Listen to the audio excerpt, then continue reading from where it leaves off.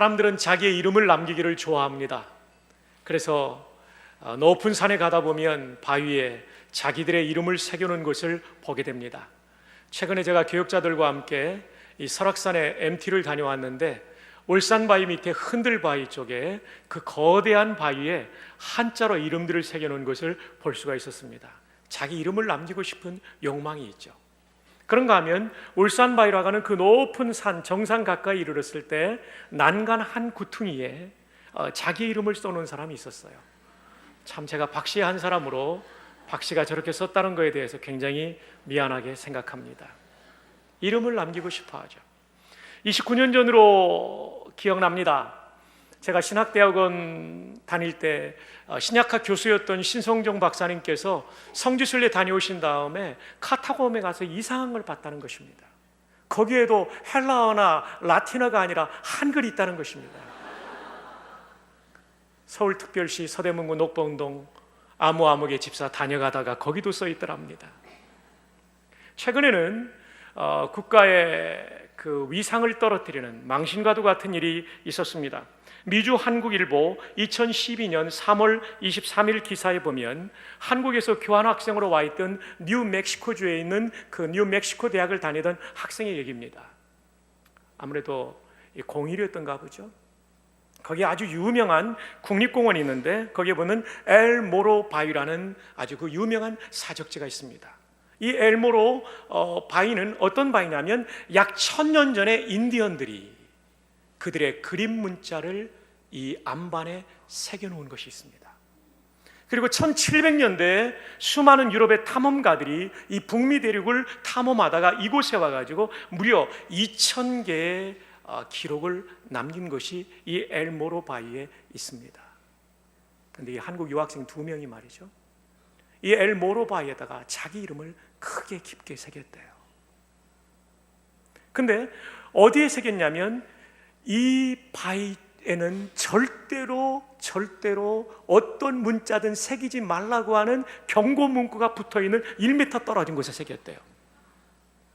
그래서 미국의 국립공원 관리단에서 이걸 보고서 깜짝 놀란 거죠. 그래서 뒷조사를 하다 보니까 한국 유학생 2명이 잡혔어요.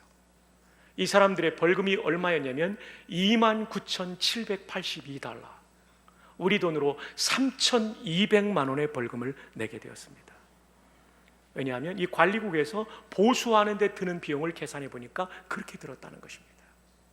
여러분, 이상한 데다 이름 잘못 남기면 이렇게 망신당하는 일이 있고 손해보는 일이 있습니다. 자, 그렇다면 여러분은 여러분의 이름을 어디에 남기기를 원하십니까? 오늘 성경은 우리가 꼭 우리의 이름을 남겨야 될 한 곳을 말해주고 있습니다. 그것은 하나님 앞에 있는 기념책이라고 성경이 말해주고 있습니다. 오늘은 기념책을 중심으로 하나님의 말씀을 나누려고 합니다. 자, 첫 번째, 여호와 앞에 있는 기념책은 무엇인가 하는 것입니다. 자, 본문 3장 16절 다 함께 읽어요. 시작. 그때 여호와를 경외하는 자들이 피차에 말하매 여호와께서 그것을 분명히 들으시고 여호와를 경외하는 자와 그 이름을 존중히 여기는 자를 위하여 여호와 앞에 있는 기념책에 기록하셨느니라. 이 기념책, 히브리 말로는 세페르 지카론이라고 부릅니다. 세페르는 책입니다. 지카론은 기억, 기념이라는 뜻입니다. 영어 성경에 보면 A book of remembrance라고 되어 있습니다. 무슨 뜻이냐면 하나님께서 누군가의 이름을 기억하기 위하여 기념하는 책이라는 것이죠. 이 기념책에 대하여 유명한 구약학자인 저의 은사이신 고 김희보 박사님께서는 하나님께는 구원받은 성도의 이름이 기록된 생명책이 있는가 하면 성도들 가운데 하나님의 영광을 위해서 헌신한 사람들의 이름을 기록한 기념책이 있는데 말라기서 3장 이 16절의 책은 바로 이 후자의 책이다. 하나님의 영광을 위해서 헌신한 사람들의 책이다. 자, 그러면 두 번째, 하나님은 이 책에 어떤 사람을 기록하는가 하는 것입니다. 자, 말라기 3장 16절, 그때 여호와를 경외하는 자들이 피차에 말하며 여호와께서 그것을 분명히 들으시고 여호와를 경외하는 자와 그 이름을 존중히 여기는 자를 위하여. 그렇습니다. 이 기념책에는 누구의 이름이 기록되냐면 하나님을 경외하는 사람, 그리고 하나님의 이름을 존중히 여기는 사람. 그렇다면 여러분 질문이 생기죠? 어떻게 하는 게 하나님을 경외하는 것이고 하나님의 이름을 존중히 여기는 것일까? 이것을 이해하기 위해서는 말라기 전체의 문맥, 컨텍스트를 이해하셔야 됩니다. 말라기 시대에는 하나님을 존중히 여기는 사람이나 경외하는 사람을 찾아보기 어려운 타락의 시대였습니다. 그러므로 그 타락의 현상을 보면서 그 현상의 반대편의 행동을 한다면 그것이 경외하는 사람이 되는 것입니다. 이해되면 아멘.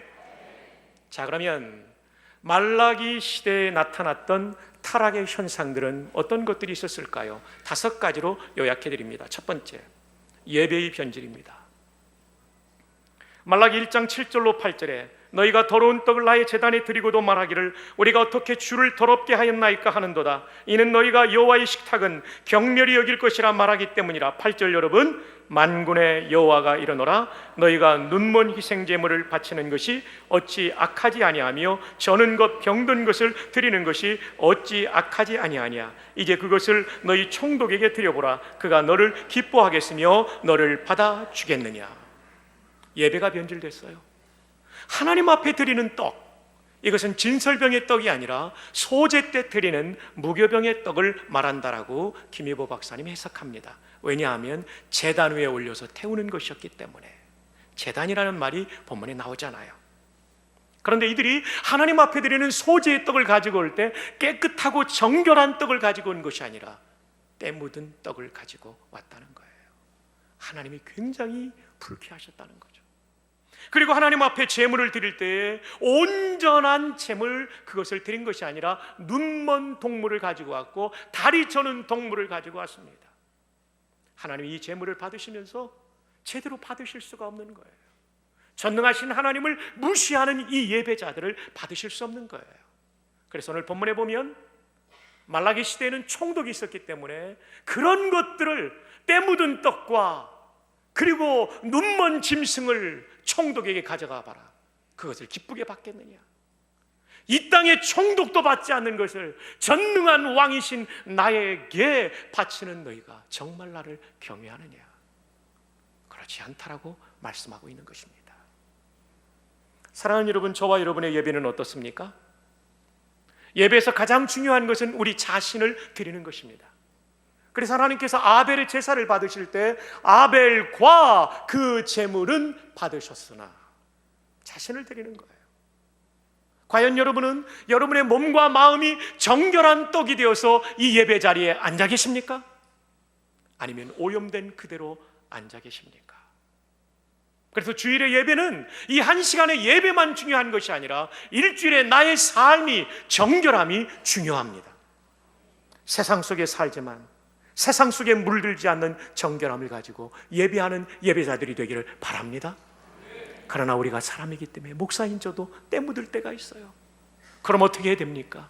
예배의 초입 부분에 일찍 와서 기도하면서 하나님, 내가 일주일을 살면서 내 몸과 마음이 때 묻은 떡처럼 되었습니다. 주님의 보혈로 정결하게 하여 주시옵소서. 그리고 예배를 드려야 우리가 하나님을 경외하는 사람이 되는 겁니다.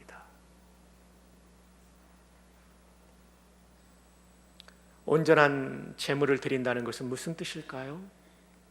예배를 드릴 때 온 마음을 다하여 그리고 내 몸에 온 힘을 다하여 하나님을 찬양하는 것입니다.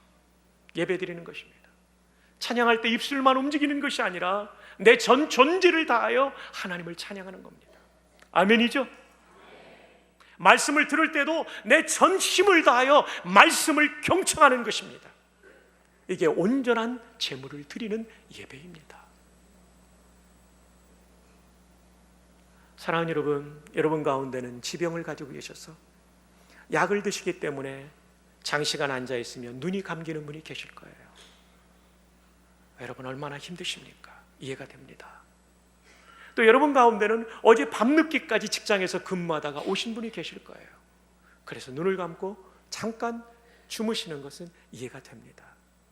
그러나 이런 것도 아무것도 없는데 밤늦게까지 텔레비전 보다가 피곤해가지고 자는 사람, 이 인간은 어떻게 된다는 것입니까 도대체? 그거는 잘못됐다는 거죠. 그것은 온전한 예물이 아니라는 거예요. 눈먼 짐승을 드리는 것과 같고 팔다리 없는 짐승을 드리는 것과 같습니다.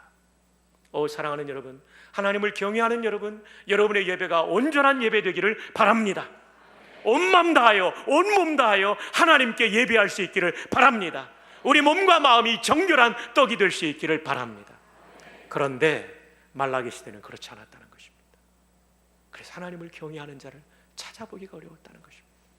두 번째 말라기 시대의 문제는 하나님 말씀을 거부하는 것입니다. 말라기 2장 7절에 제사장의 입술은 지식을 지켜야 하겠고 사람들은 그의 입에서 율법을 구하게 되어야 할 것이니 제사장은 만군의 여호와의 사자가 됨이거늘 너희는 옳은 길에서 떠나 많은 사람을 율법에 거스르게 하는도다. 나 만군의 여호와가 이르노니 너희가 레위의 언약을 깨뜨렸느니라. 너희가 내 길을 지키지 아니하고 율법을 행할 때 사람에게 치우치게 하였으므로 나도 너희로 하여금 모든 백성 앞에서 멸시와 천대를 당하게 하였느니라 하시니라. 타락의 징조는요, 하나님 말씀을 영적 지도자들이 무시합니다. 제사장이 그랬다는 겁니다. 요즘 말로 하면 목사들이 하나님 말씀을 무시합니다. 제대로 배우려고 하지 않고 제대로 가르치려고 하지 않고 더 중요한 것은 제대로 살지 않습니다. 그래서 이 말씀을 무시하는 제사장들 때문에 성도들이 실족하고 성도들조차도 말씀으로부터 멀어지고 말씀에 대한 바른 가르침을 받지 못하는 상황이 되었다는 것입니다. 여러분, 우리가 누군가를 존중한다고 하면 그분의 말을 존중합니다. 우리가 하나님을 존중하고 하나님을 경외하는 사람의 특징은 하나님의 말씀을 존중합니다. 부흥의 시대를 보십시오. 에스라 시대의 놀라운 수문학 광장의 부흥의 시대, 에스라는 이런 사람이었습니다. 에스라 7장 10절에 에스라가 여호와의 율법을 연구하여 준행하며 율례와 규례를 이스라엘에게 가르치기로 결심하였더라. 자신이 연구했습니다. 그리고 지켰습니다. 그리고 이것을 가르치기로 결심했습니다. 이때 놀라운 부흥이 일어난 것입니다. 여러분, 저를 위해서 기도해 주십시오. 제가 하나님의 말씀을 더 잘 알아갈 수 있도록, 그리고 제가 그 말씀에 더 잘 순종할 수 있도록, 그리고 여러분에게 더 잘 가르칠 수 있도록, 그리고 우리 모두는 이 말씀을 거부하는 세대가 아니라 말씀을 잘 듣고 순종하는 세대가 되기를 축복합니다. 이게 하나님을 경외하는 것입니다. 하나님의 이름을 존중히 여기는 것입니다. 셋째 문제는 가정의 파괴였습니다. 말라기서 2장 14절에 보면 너희는 이르기를 어찌 됨이니까 하는도다. 이는 너와 내가 어려서 맞이한 아내 사이에 여호와께서 증인이 되시기 때문이라. 그는 내 짝이요 너와 서약한 아내로되 내가 그에게 거짓을 행하였도다. 그에게는 영이 충만하였으나 오직 하나를 만들지 아니하셨느냐. 어찌하여 하나만 만드셨느냐. 이는 경건한 자손을 얻고자 하심이라. 그러므로 내 심령을 삼가지켜 어려서 맞이한 아내에게 거짓을 행하지 말지니라. 여러분, 타락의 시대는 가정들이 막 깨지기 시작합니다. 말라기 시대가 그랬다는 얘기입니다. 하나님 앞에서 서약한 아내를 버리는 남자들이 일어났다는 것입니다. 하나님께서 왜 아담에게 아내를 한 명만 만들어줬을까요? 능력이 없어서요? 아닙니다. 경건한 자손을 얻기 위함이었습니다. 하나님의 뜻에는 그냥 마지못해 허용하는 뜻이 있고 기쁨으로 승인하는 뜻이 있습니다. 아브라함이 하갈을 취할 때 옳지 않았지만 하도 한다고 하니까 허용하신 거예요. 근데 이 하갈 때문에 아브라함의 가문이 얼마나 고생을 합니까? 고생 그런 고생을 할 수가 없었죠. 야곱은요, 부인이 4명이었어요. 이 사람은 4배로 고생하게 되었습니다. 정말 쇠 빠지게 고생하게 되었어요. 그러므로 사랑하는 남자들이요, 내 아내를 볼 때마다 만족하지 못해서 다른 여자가 있었으면 좋겠다고 생각하는 사람, 빨리 생각을 접으시기를 주님의 이름으로 축복합니다. 하나님을 경외하는 것, 11조와 헌금 생활에 있어서 하나님의 주되심을 고백하는 것입니다. 마지막 5번째는 하나님에 대한 원망이 그 시대의 시대상이었습니다. 말라기 3장 13절 이하에 보면 여호와가 이르노라 너희가 완악한 말로 나를 대적하고도 이르기를 우리가 무슨 말로 주를 대적하였나이까 하는도다. 이는 너희가 말하기를 하나님을 섬기는 것이 헛되니 만군의 여호와 앞에서 그 명령을 지키며 슬프게 행하는 것이 무엇이 유익하리요. 지금 우리는 교만한 자가 복되다 하며 악을 행하는 자가 번성하며 하나님을 시험하는 자가 화를 면한다 하노라. 이게 무슨 말이냐면요, 말로써 하나님을 대적했대요. 그 내용은 뭐냐면요, 14절에 보면 하나님 섬기는 거 헛되다. 하나님 명령 지키기 위해서 내가 고생하는 거 무슨 유익이 있느냐. 15절에 보면 교만한 자가 오히려 잘 되고 악을 행하는 자가 번성한다, 이렇게 말하고 있어요. 여러분, 이 얘기의 중심이 뭡니까? 나의 번영과 성공을 위해서라면 하나님도 도구가 되어야 된다는 구약의 번영의 신학이 나타납니다. 이건 잘못된 신학입니다. 이건 잘못된 신앙입니다. 바로 된 신앙은 어떤 것이냐면 하나님의 영광을 위해서라면, 하나님의 뜻이 내 인생을 통하여 나타나기 위해서라면 내가 높은 자리에 올라갈 수도 있고 많은 부를 축적할 수도 있겠지만 하나님이 원치 않는다면 나는 일평생 궁핍과 가난과 학대의 길을 걸어갈 수 있습니다. 이것이 올바른 신앙입니다. 그런데 말라기 시대에는 하나님에 대한 원망이 가득 찼어요. 그 원망의 뿌리를 추적해 가보면 거기에는 번영의 신학이 있었어요. 하나님은 나를 성공시켜줘야 되고 하나님은 나를 잘되게 만들어야 되고 그렇지 않으면 하나님도 얼마든지 떠날 수 있다라는 생각입니다.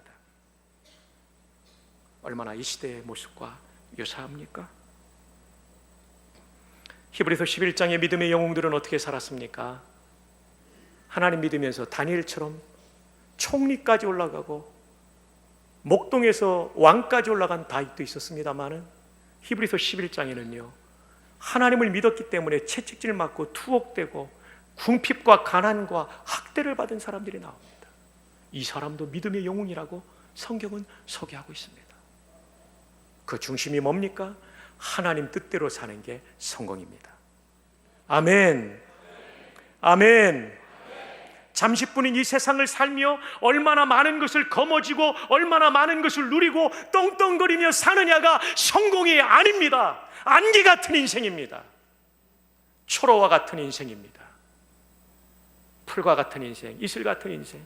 우리의 삶의 유일한 목표는 내 생애를 통하여 이루시려고 하는 하나님의 뜻을 이루어 드릴 수만 있다면 그 인생은 성공입니다. 여러분 가운데 정말 제대로 살려고 애를 쓰는데도 불구하고 고난이 떠나지 않습니까? 절대로 여러분 실패한 인생 아닙니다. 여러분 가운데 하나님의 말씀을 사모하며 하나님을 사랑하며 순종하는데도 시련이 떠나지 않습니까? 절대로 여러분이 실패한 인생이 아닙니다. 그것이 판단 기준이 아닙니다. 하나님의 말씀이 표준입니다. 이 말씀대로 살고 있으면 여러분은 성공한 인생입니다. 반대로 아무리 많이 가졌어도, 아무리 많이 누려도 하나님 말씀 떠났으면 당신은 실패한 인생입니다. 말라기 시대의 문제가 바로 이것입니다. 말라기 선지자가 예언했던 시대의 타락상 5가지, 이 반대가 하나님을 경외하는 삶입니다. 첫 번째, 예배의 변질. 우리 예배가 변질되지 않았는가? 제대로 드리는 예배자가 하나님을 경외하는 사람입니다. 동의하시면 아멘. 두 번째, 하나님의 말씀을 거부하는 것이 하나님을 무시하는 것입니다. 하나님 말씀을 존중하면 하나님 경외하는 사람입니다. 동의하면 아멘. 세 번째, 가정을 파괴시키는 사람, 하나님 멸시하는 사람입니다. 하나님과의 약속 어긴 거예요. 가정을 세워가는 사람이 하나님을 경외하는 사람입니다. 믿으시면 아멘. 네 번째, 황금 만능주의. 하나님보다 돈을 더 중요하게 여기면 이거 하나님 무시하는 겁니다. 돈보다 하나님을 경외하는 여러분 되기를 축복합니다. 아멘. 다섯 번째, 하나님에 대한 원망, 그 뿌리는 구약의 번영의 신학에 있었습니다. 나를 성공시키지 않으면 하나님도 필요 없다. 아니에요. 이 땅에 성공이 없어도 하나님 안에 살고 있으면 우리는 성공한 사람인 줄로 믿으시기를 바랍니다. 그게 바로 하나님을 경외하는 사람의 특징입니다. 사랑하는 여러분, 저와 여러분이 그런 사람들 될 수 있기를 바랍니다. 그리하여 하나님의 기념책에 기록되는 인생들 될 수 있기를 축복합니다. 그런데 말이죠, 신약시대에서 하나님이 너무나 원하시는 내용이 나옵니다. 그게 뭐냐면 디모데전서 2장 4절에 나옵니다. 하나님은 모든 사람이 뭐를 받으며 구원을 받으며 진리를 아는 데 이르기를 원하신다. 하나님의 소원이 뭐냐면 모든 사람이 구원받는 것입니다. 요한복음 6장 40절에 내 아버지의 뜻은 아들을 보고 믿는 자마다 뭐를 얻는 이것이니? 영생을 얻는 이것이니. 성부 하나님의 간절한 소원이 뭡니까? 사람들의 구원입니다. 이것을 위해 아들을 이 땅에 보내셨습니다. 그러므로 인류 역사의 가장 최대의 사건은 하나님이 인간의 몸을 입으신 성육신의 사건입니다. 그리고 성육신 사건의 가장 위대한 클라이맥스의 사건은 그 하나님이 인간의 죄를 걸머지고 십자가에 죽으신 사건입니다. 성경은 이 한 사건에 초점을 맞추고 있습니다. 그리고 그 자리에서 다 이루었다, 인류 구원의 길을 열어놓았다라고 말씀하십니다. 그리고 승천하신 주님, 부활하시고 승천하시는 승천의 현장에서 제자들에게 주신 마지막 말씀을 우리는 뭐라고 그럽니까? 위대한 계명, The Great Commission이라고 그럽니다. 유언적 명령, 다른 건 몰라도 이것만은 지켜야 된다. 그게 뭡니까? 전도입니다. 전도. 커미션, 마태복음 28장에 나오는 위대한 명령에 대한 이 커미션이라는 단어를 생각해 보니까 군에 있을 때 생각이 나요. 군대에서는 장교들이 임관할 때 그것을 커미션이라고 부릅니다. 그것은 국방부 장관이 한 사람 한 사람 장교에게 임무를 부여한 명령을 받는 것입니다. 잠시 한번 보실까요? 제가 받았던 임명사령장 저겁니다. 그리고 옆에는 임관식 때 사진인데 제 훈육관하고 같이 찍었습니다. 저도 저렇게 젊을 때가 있었다는 사실을 아시나요? 네, 커미션이에요. 임관이에요, 임관. 예수님께서 우리에게 주신 마태복음 28장의 지상 명령은 장교가 임관할 때 다이아몬드를 어깨에 달고 이제는 국가의 부름에 따라 내가 이 임무를 수행하겠다고 하는 그 명령을 받는 것과 똑같은 것입니다. 함부로 할 수 없죠. 이 준엄한 명령을 지켜야 될 책임이, 책무가 우리에게 있는 것입니다. 한번 따라합시다. 나에게도 전도가 책무다. 옆에 사람에게 하이파이브 하면서 축복합시다. 그대에게도 전도가 책무다. 네, 책무입니다. 지난주에 우리는 오이코스 작정을 했습니다. 873명의 성도가 참여해서 4634명의 전도 대상자 오이코스를 인도하기로 결심했습니다. 작년보다 많이 했습니다. 근데 하나님이 보실 때는 많이 한 게 아니에요. 왜요? 전도가 우리의 커미션이기 때문에 그래요. 우리에게 부과된 임무이기 때문에 그래요. 이게 작정에 참여하지 않은 사람들은 임무를 태만하게 수행하고 있는 것입니다. 그러므로 오늘 여러분들에게 권면합니다. 전도가 부담이긴 사실이지만 오늘 이 시간 여러분 작정하십시오. 여러분 주변에 예수 안 믿는 사람이 있다는 것은 그 사람들을 여러분에게 맡겼다는 하나님의 뜻입니다. 일단 그분들의 이름을 쓰십시오. 여러분의 의자에 보면 용지가 있을 거예요. 꼭 쓰시고 꼭 통참하십시오. 그리고 이번 주에 기도를 시작하십시오. 그리고 섬기는 가운데 성령의 도움으로 그분이 구원받는 이 기가 막힌 감격을 누릴 수 있기를 바랍니다. 찰스 스펀저는 말하기를 한 사람이 구원받을 때 천국의 예루살렘 거리에는 구세주의 기쁨의 눈물이 강물을 이룰 것이라고 했어요. 주님이 가장 원하는 그것이 전도입니다. 이 부름 앞에 우리 모두가 순종할 수 있기를 축복합니다. 마지막 세 번째, 그러면 그 책에 기록된 사람에게는 어떤 은혜가 있는가? 말라기 3장 17절 다 함께 읽어요. 시작. 만군의 여호와가 이르노라 나는 내가 정한 날에 그들을 나의 특별한 소유로 삼을 것이요 또 사람이 자기를 섬기는 아들을 아낌같이 내가 그들을 아끼리니. 다 함께요. 그때에 너희가 돌아와서 의인과 악인을 분별하고 하나님을 섬기는 자와 섬기지 아니하는 자를 분별하리라. 아멘. 우리 모두는 하나님의 소유입니다. 근데 하나님을 경외하는 사람은 특별한 소유로 삼아주시겠대요. 그리고 아껴주시겠대요. 그 기념책에 기록된 하나님을 진짜 경외하며 하나님의 이름을 존중히 여기는 사람에게 베풀어 주시는 은혜입니다. 이 자리에 있는 모든 분들이 하나님을 경외함으로 그분의 이름을 존중히 여김으로 이런 은혜를 받으시기를 주님의 이름으로 축복합니다. 특별한 사랑을 받으시기를 축복합니다.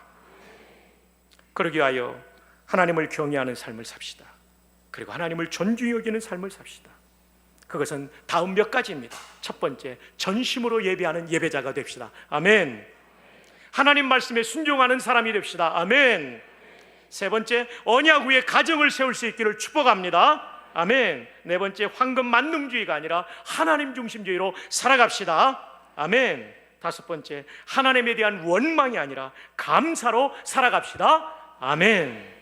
중요한 하나를 더한다면 나의 오이코스의 구원을 위해 기도하며 헌신하는 가운데 그 사람이 구원받을 때 하늘의 예루살렘 거리에서 구세주의 눈물에 그 눈물이 강물되어 흐르는 이 놀라운 헌신할 수 있기를 축복합니다.